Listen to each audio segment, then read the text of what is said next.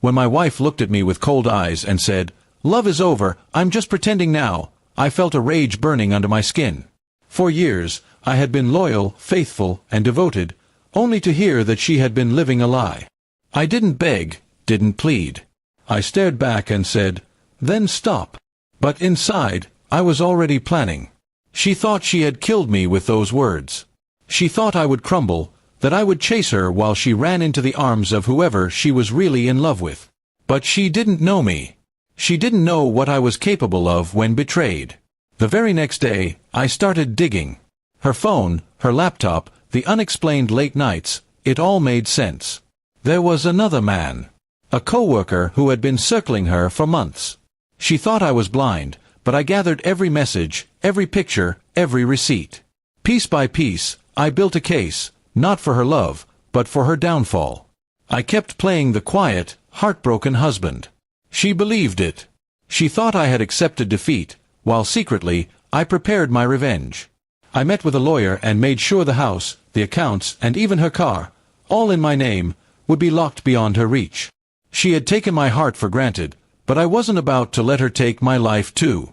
Weeks later, she finally packed her bags. She smiled like she was free, like she had won.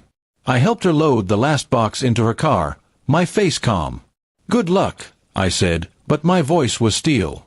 She didn't know the storm waiting for her. The next morning, her world collapsed. Her card declined, her phone service cut off, and her access to the house revoked. Everything she thought she had taken from me was gone. She called, furious, but I didn't answer. Instead, I sent her the evidence, screenshots of her lies, her affair, and my final message: "You were pretending." I was preparing. Rumors spread fast. Her job discovered the affair with her coworker.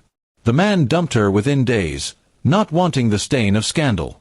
She lost her position, her reputation, and the fake life she tried to build. Meanwhile, I walked away with everything intact: money, stability, and most importantly, my pride. One evening, she showed up at my door, eyes red, begging for another chance. She whispered, "I made a mistake." I looked at her for a long moment, remembering the night she told me love was over. Then I smiled coldly and said, "You already stopped. Now it's my turn." I closed the door in her face. After that night, I never looked back.